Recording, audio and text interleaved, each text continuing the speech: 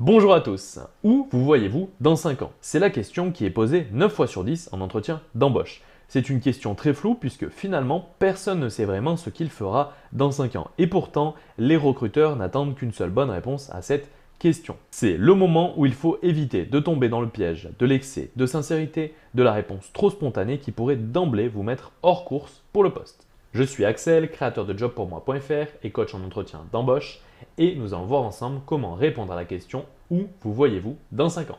Dans cette vidéo, nous allons voir ensemble pourquoi les recruteurs posent cette question en entretien, comment y répondre et nous verrons les 3 erreurs à éviter. La recherche d'emploi est un moment difficile, alors donnez-vous toutes les chances pour trouver un emploi qui vous correspond rapidement. Pour cela, si vous souhaitez recevoir des conseils pour votre recherche d'emploi, des astuces pour décrocher plus d'entretiens ainsi qu'une liste des compétences à mentionner dans votre CV, il y a un lien dans la description, vous n'avez qu'à cliquer, saisir votre email et vous recevrez tout ce contenu gratuitement par email. Et pour ceux qui veulent aller plus loin, il y a des formations complètes pour trouver un emploi. Alors, pourquoi les employeurs posent-ils cette question? Premièrement, ils veulent savoir si vous allez rester au sein de l'entreprise sur le long terme.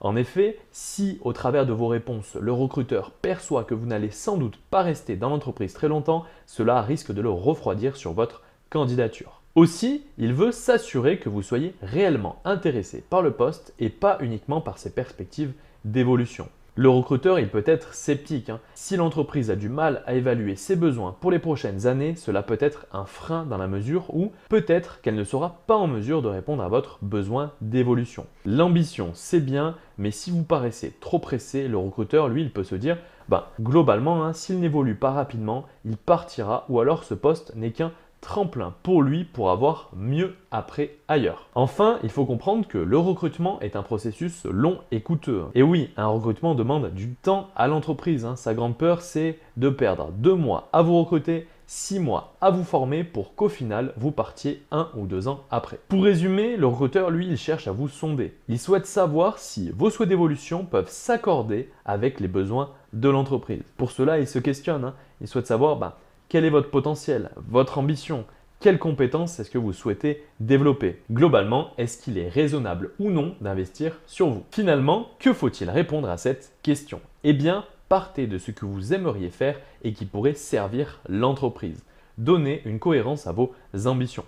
Exemple, si vous souhaitez prochainement déménager dans une autre ville à l'autre bout de la France, ou bien alors créer votre entreprise dans les 5 ans, le recruteur, lui, il se dit finalement, à quoi bon le recruter? Donc, dans votre réponse, mieux vaut éluder ce genre de volonté. Le dire ne pourrait que vous desservir, car le recruteur ne saurait pas dans quelle case vous placer. L'idée en fait, c'est de sous-entendre que vous serez toujours dans l'entreprise. Pour cela, vous pouvez évoquer différents types de projets professionnels. Par exemple, vous pouvez parler d'un souhait d'amélioration de vos compétences techniques, soit au travers d'un approfondissement de vos compétences actuelles ou bien au travers d'un élargissement de votre domaine de compétences. Vous pouvez aussi évoquer un souhait d'évoluer vers un poste de management. Attention cependant, pour aller dans cette direction, il faut déjà être un minimum crédible dans son cœur de métier. Donc c'est une réponse à écarter pour un profil débutant avec pas ou très peu d'expérience. Vous pouvez aussi avoir un souhait d'évolution vers une nouvelle compétence, une nouvelle fonction. Exemple, un commercial qui souhaite passer au service réclamation, une assistante de direction qui souhaite intégrer les ressources humaines.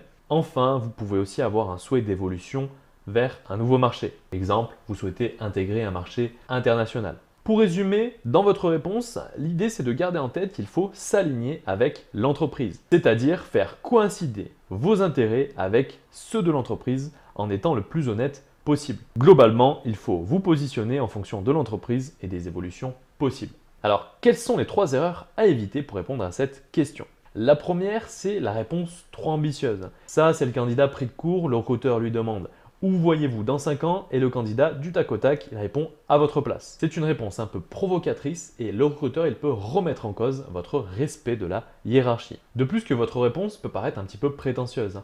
En effet, si le recruteur qui est face à vous est responsable de tout un service, du moins qu'il a un poste haut placé dans la hiérarchie, qu'il a une certaine expérience, eh bien, c'est un objectif peu réaliste, notamment si vous venez juste d'arriver, vous sortez des études, c'est votre premier ou deuxième emploi, voilà, donc là vous allez passer pour un candidat prétentieux avec un objectif peu réaliste. Aussi, c'est très souvent le genre de réponse que donnent les candidats non préparés. En effet, cette réponse donne au recruteur le sentiment que vous esquivez la question par manque de réflexion. Deuxième erreur, le manque d'ambition. Pour éviter de paraître trop prétentieux, certains candidats peuvent être tentés d'employer beaucoup de conditionnels. Et si, je me verrais bien, j'aimerais, je ferais bien, et tatati tatata. Alors, à défaut du candidat trop sûr de lui, justement, ici, cela laisse transparaître votre manque d'ambition professionnelle. Alors non, pas de conditionnel. Par contre, vous pouvez segmenter votre réponse. Exemple pour un comptable, je veux tout d'abord bien comprendre le processus de saisie, puis être capable de participer à la réalisation du bilan.